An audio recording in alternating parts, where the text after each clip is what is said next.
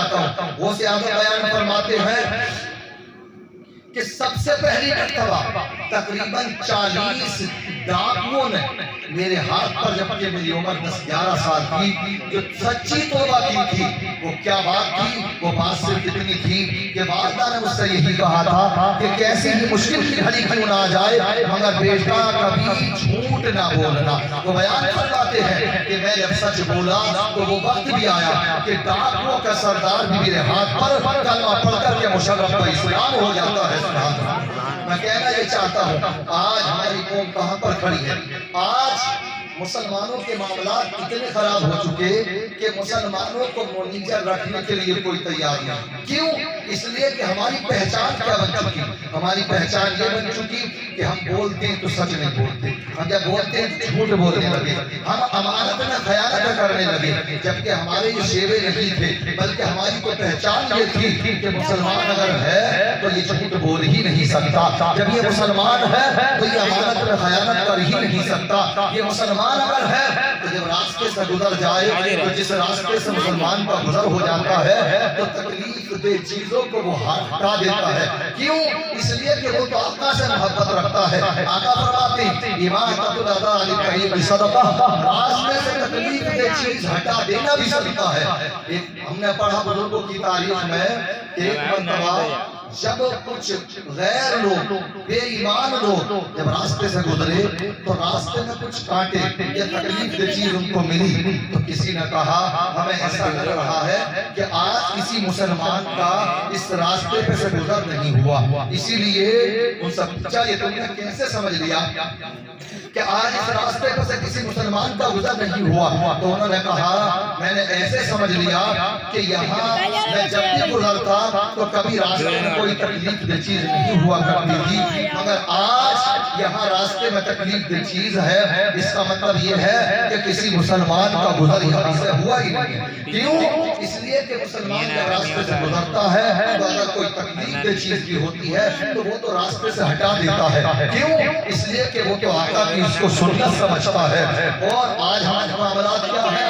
آج ہماری پہچان ایسی بن چکی ہے کہ صبح کا وقت ہوتا تو ہماری ماں بہنیں بھی ہوتی ہیں, دن بھر کا جو بھی کوڑا کرکٹ ہو تھیلی میں اکٹھا کیا جاتا ہے, چھت پر چڑھا جاتا ہے اور چھتے سے روڈ پر ڈال دیا جاتا ہے. یہ کس کی پہچان بن رہی ہے؟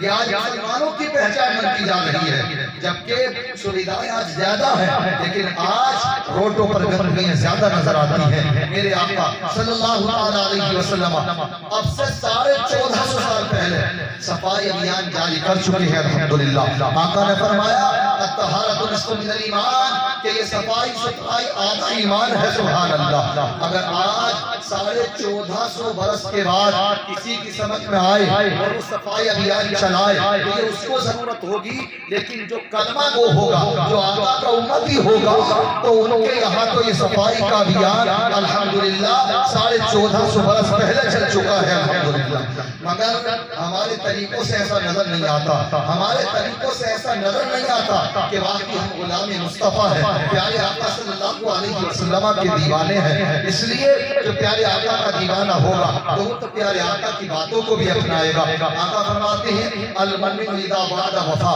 مومن کی شان یہ ہے کہ مومن جب وعدہ کرتا ہے تو اس کو پورا کرتا ہے. آج بھی دیکھیں کہ ہمارے معاملات ایسے ہی ہیں کہ واقعی اگر مومن کامل ہے تو کیا ہم وعدہ کرنے کے بعد پورا کر رہے ہیں؟ آج جس طریقے پر غیر چل رہے ہیں کہ انہوں نے وعدہ کیا اور وعدے کرنے کے بعد وعدہ خلافی کرتے نظر آتے ہیں, تو جتنی آج غیر کر رہے ہیں تو اتنی ہی وعدہ خلافیاں مسلمانوں کے اندر بھی پائی جانے لگی. میں کہنا یہ چاہتا ہوں اگر آقا کے آپ امتی ہیں اور پیارے آقا سے سچی عقیدت اور محبت رکھتے ہیں تو پیارے آقا کا جو مومن, پیارے آقا کا جو کیا محبت کرنے والا ہوگا تو وہ کبھی ایسی حرکت نہیں کر سکتا. آج تو حالات یہ ہوتے ہیں کہ ادھر علماء بیان فرمائے کہ جب تم اپنے مومن بھائی سے ملو تو اچھے طریقے سے ملو, پریشان دیکھو تو اس کی مدد کر دو, پیسے کی ضرورت ہے تو قرض کے طور پر اس کو پیسے دے دو. مگر حالات ایسے ہیں کہ اگر کسی نے کچھ پیسے کسی کو دے دیے تو کتنے تو ایسے ہیں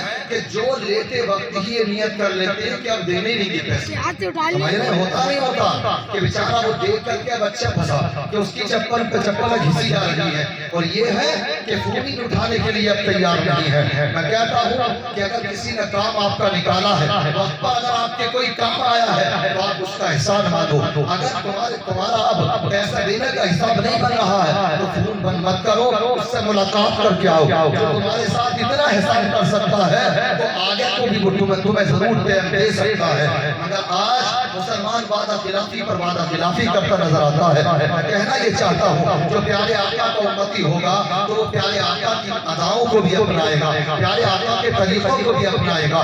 مگر آج ہمارا اپنا معاملہ ایسا ہے کہ ہم غیروں کے طریقوں کو اپناتے نظر آ رہے ہیں یا غیروں کے رستوں پر چل رہے ہیں، جبکہ اللہ تبارک و تعالیٰ نے ہمیں کسی کا محتاج نہیں رکھا. آج ذرا سی پریشانی آتی ہے تو مسلمان کی چیخیں نکل جاتی ہیں، اور پریشانی آ جائے اور پریشانی میں جس کو ہم نے پریشانی خود بنایا.